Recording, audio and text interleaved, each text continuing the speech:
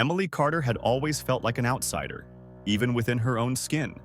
By the age of 12, she had become a master at surviving in a world that offered her no mercy. Hello, everyone. Enjoy these relaxing moments as you watch. Orphaned at a young age, Emily found herself placed in one of the harshest environments imaginable, a cold, unfeeling orphanage situated on the outskirts of Springfield, Ohio. The unbearable nature of the place didn't stem solely from its empty hallways or the never-ending gray walls. It was the relentless cruelty of Valerie Simmons, the orphanage's director, that had shattered Emily's spirit. Each day, Valerie epitomized malice disguised as authority, with a twisted smile that made skin crawl and a voice that instilled chills. To her, the children were merely tools to mold, break, and ultimately discard. Her favorite mantra was, "No one will ever care about you, not even your own parents." Those words pierced Emily's heart like daggers, serving as constant reminders that the only family she had ever known was gone, and that no one would ever want her. Emily hadn't always been so cold, withdrawn, and fearful. Once, not too long ago, she had been a little girl brimming with hope and innocence, laughing with her mother, and dreaming of a life beyond the crumbling apartment they had once shared. But everything shattered the day her mother passed away from illness, leaving Emily to navigate a brutal world alone. From that moment on, life became devoid of color and joy, reducing her to merely a child adrift in a system that had discarded her after her father had abandoned her. The orphanage, meant to serve as a sanctuary, instead felt more like a prison. The other children, once vibrant and full of life, had become mere shadows of themselves, beaten down by Valerie's ceaseless cruelty. Yet Emily refused to succumb. She knew she could not allow herself to become like them. She had to escape. Every day she dreamt of running away, of finding a place where she could no longer be harmed. However, it wasn't until one fateful night when the moon hung low and full in the sky that Emily had resolved to take action. She would run, no matter the cost. Her heart raced within her chest as she lay on the bed in the cold, dimly lit room she shared with the other girls. The night was restless, filled with the hum of distant whispers and echoes of forgotten dreams. Emily's eyes darted towards the window, small and cracked, barely allowing any light to enter. She knew the guards would be patrolling the hallways and that Valerie would be locked in her office, counting down the minutes until the next round of torment began. The plan had been brewing in Emily's mind for weeks. She had observed the other children and learned their routines, noting the cracks in the walls and the ways to slip past the guards unnoticed. Tonight was the night. She knew she could no longer remain in the orphanage.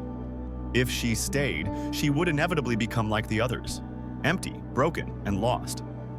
Taking a deep breath, Emily quietly slipped out of bed, making sure not to wake the other girls.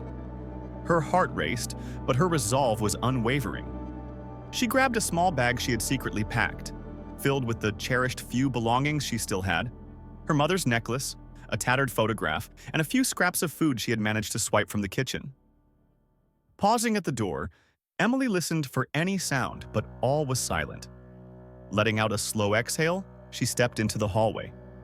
The orphanage felt different that night. The walls seemingly closed in on her as she crept through the shadowy corridors. The air was thick with fear and anticipation, but Emily pushed onward. She wasn't just running from the orphanage. She was fleeing from her past, from the memories that haunted her every step. Upon reaching the back exit, Emily's hand trembled as she twisted the rusty doorknob, the door creaking loudly, yet no one came.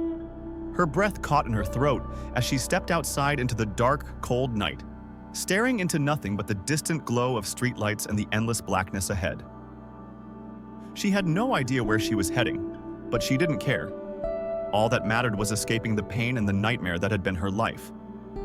Emily ran as fast as her legs could carry her, the wind whipping through her hair and the sound of her own breathing filling her ears. She didn't know her destination or what she would do once she arrived, but she had to keep moving. Survival was her only concern. For hours, she ran through the streets of Springfield until her legs felt sore and her body screamed for rest. But she couldn't stop, wouldn't stop. With no home, no family, and no future, except for the one she intended to create for herself. Deep inside, she understood that there was more to life than the prison she had just fled. Eventually, as the first light of dawn began to break through the night sky, Emily stumbled into the woods on the outskirts of the city, utterly exhausted, hungry, and scared. She collapsed beneath a tree, her small body trembling from the cold. Yet even in that moment, as the world grew quiet and still around her, Emily felt something she hadn't sensed in years, a glimmer of hope. What would you do if you were in Emily's situation, with no family or place to turn to? Would you run, or would you stay and fight? Emily had been wandering for hours in the dense woods outside Springfield, Ohio. Her body ached from exhaustion, and her thoughts swirled in a haze of fear and desperation. No destination was in sight, only the instinct to escape, to outrun her painful past. The cold breeze whispered through the trees, amplifying her growing unease. Something felt off, but Emily couldn't stop. She pressed on, each step carrying her further from her former life. Then, amid the trees, she heard it. An unusual sound, a muffled cry, almost like someone in pain. Confused, she stopped in her tracks, straining her ears. The cry came again, clearer this time. Emily hesitated, uncertain of what to do. It wasn't typical for her to investigate, especially when everything within her urged her to stay hidden. But something about that sound compelled her to move. Following the noise, her heart raced. Could it be a trap? Was someone trying to lure her in? But then she saw him. A man named David Hunter was struggling to climb out of a deep hole in the ground, reaching up toward the edge but unable to grasp it. In his other hand, he held a leash attached to Rocky, his German shepherd, who was pacing anxiously beside the hole, barking frantically in an effort to assist. Taking a deep breath, Emily realized there was no time to waste. Despite the trouble she had seen, she couldn't ignore someone in need, even if he was a stranger. Moving quickly, she scanned the area around her and found a sturdy branch nearby, dragging it to the hole. "Here," she called softly, her voice trembling yet strong enough for David to hear. David's eyes widened in surprise as he reached for the branch.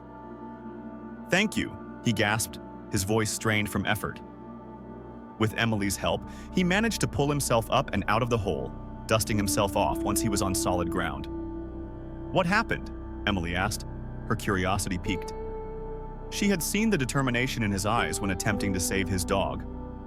Could this man be trustworthy? David glanced at her, gratitude and weariness evident in his gaze. "I was trying to rescue my dog," he explained. "Rocky got stuck near the edge of the forest. I came to get him, but I wasn't paying attention and slipped into this damn hole." He chuckled softly, shaking his head. "Guess I'm not as nimble as I used to be." Despite herself, Emily smiled. He was a stranger, yet something warm and genuine in his demeanor, as well as the way he treated his dog like family, spoke volumes about who he was. As they both stood there, catching their breath, David eventually turned to her and asked, "What's your name?" "Emily," she replied hesitantly. "Emily Carter." David nodded slowly, his eyes studying her with a mix of concern and kindness. "You're not from around here, are you? You look lost." Emily shifted uneasily, her gaze darting around. She wasn't sure what to say. She had been running from everything, her past, her pain, and now here she was, alone in the woods with a stranger. It felt like she stood at the edge of a cliff, uncertain whether she'd fall or soar. But David didn't press her for answers. Instead, he spoke again, his voice calm and reassuring. "Listen, Emily, you look like you've been through a lot. If you're willing to trust me, I can help. I've got a place out here in the country, far from the city. It's quiet and safe. You can rest there for a while." Emily's heart skipped a beat. Part of her wanted to run, to keep moving, but something deeper urged her to listen. Perhaps this was the moment she had been searching for. Perhaps this man, this stranger, was offering her a way out. "You really think I can just stay with you?" she asked, her voice small. "Of course," David replied, giving her a warm smile. "You don't have to be alone anymore, Emily. It's the least I can do after you helped me." Emily swallowed hard, realizing she had never received an offer like this before. The orphanage had taught her that kindness often came with ulterior motives, But for the first time in a long time, she felt a flicker of hope. Could it be possible? Could someone actually care? "Thank you," she whispered. Emily followed David through the woods as they made their way to his home. It wasn't far, just a few miles into the countryside, but the journey felt eternal. Her mind raced with questions. What was David's story? Was he genuinely offering her a chance at a better life? What if this turned out to be a mistake? However, once they reached the small cabin on the outskirts of the woods, Emily felt something she hadn't experienced in years: relief. The house was modest yet inviting, glowing softly through the windows, and the scent of something cooking wafted through the air. David opened the door and Emily stepped inside, taking in the warmth and comfort of a place that didn't feel like a prison. "Make yourself at home," David said, gesturing to the cozy living room. "I'll get you something to eat. You must be starving." Emily sat on the couch, the exhaustion from her journey finally catching up with her. For the first time since running away, she felt she could breathe freely again. She wasn't being chased. She wasn't in danger. She was safe. As she watched David move around the kitchen, preparing something simple yet delicious, he didn't inquire about her past or pry into her life. He merely offered her a place to rest, a place to heal. It was overwhelming in the best possible way. Nonetheless, a nagging thought crept into her mind. What if this wasn't real? What if it were all too good to be true? What if David had his own motivations, ones she couldn't recognize yet? Weeks passed since Emily settled into David's home, and while life became increasingly peaceful, the nagging doubt that loomed over her never fully faded. Emily adjusted to a new routine, learning to cook, care for herself, and even take up gardening. David was everything she had never imagined a person could be: kind, patient, and giving. Yet whispers of the danger David had warned her about still lingered in the back of her mind. One late afternoon, as Emily sat on the porch with Rocky beside her, David joined her, looking troubled. His usual confident demeanor was replaced by a rare moment of hesitation, which Emily immediately detected. Setting down the book she had been reading, she asked, "David, is something wrong?" Her voice revealed the concern she felt in her gut. David sighed, running fingers through his hair. "There's something I need to tell you. It's about a girl named Sophie Hunter. She was kidnapped and abandoned in the woods. I know this sounds strange, but when I saw you, I realized something. There's a chance you've already helped her." Emily's heart skipped a beat. Sophie Hunter. She was unfamiliar with the name, yet it struck her like a lightning bolt. The woods, the night she had spent running, and that strange sensation of fate intertwining their paths together seemed too coincidental. David continued, his voice grave. "Sophie's story haunts me. She's the daughter of someone I once knew, someone whose life was shattered by a group of criminals. They took Sophie, thinking they could use her as leverage. But Sophie fought back, managed to escape, and I suspect she's the same girl you saved." A lump formed in Emily's throat. Was this possible? Had she rescued someone else's child without even realizing it? She had been so immersed in her own escape that she hadn't considered the repercussions of helping a stranger in the woods. David paused, allowing her time to process his words. "The people who kidnapped Sophie are still being hunted down. They will face justice soon.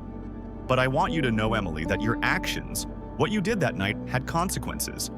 You didn't just save a life, you aided in stopping a network of dangerous individuals, and for that, you deserve to know the full truth." The truth hit Emily like a tidal wave. She had saved Sophie.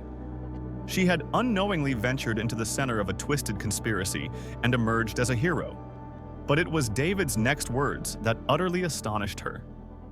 "I want to offer you something, Emily. I know you've been through a lot and that you're already part of my family now, but I think it's time I make it official.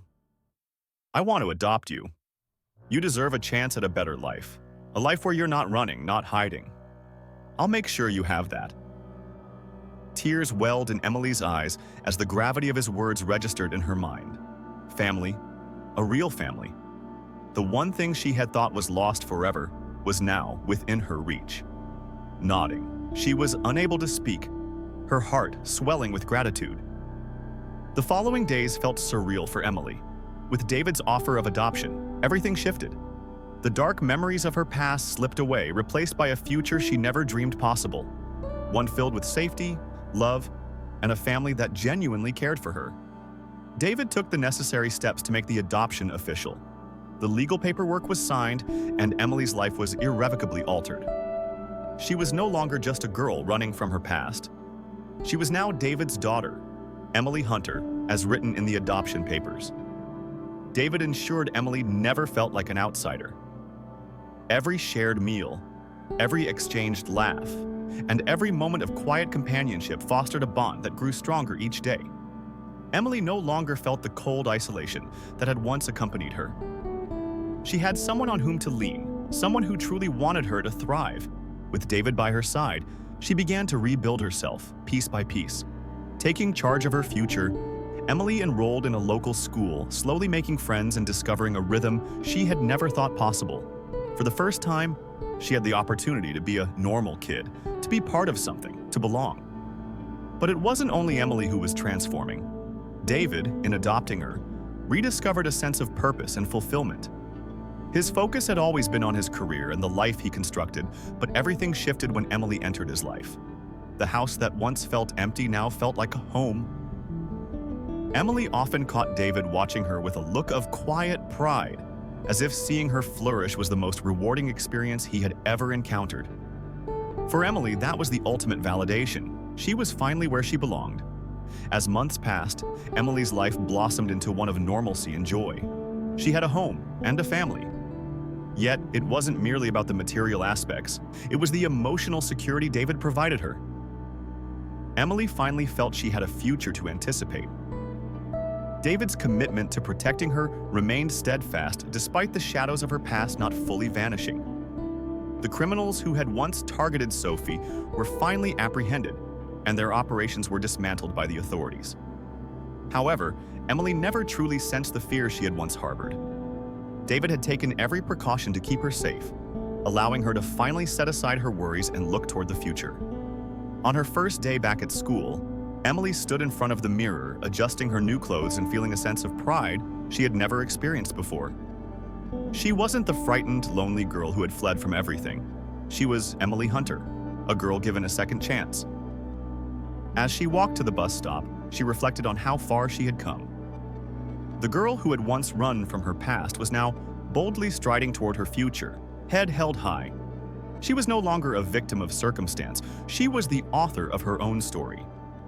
That morning, David accompanied her to the bus stop, placing a reassuring hand on her shoulder and offering an encouraging smile. "You've got this," he said. And for the first time in her life, Emily truly believed him. She had a future, a family, and a place where she genuinely belonged. Nobody could take that from her. As she boarded the bus, she glanced out the window at the bright horizon. She had faced unimaginable challenges, but now she was free, and the world finally seemed open to her. What do you think of Emily's journey?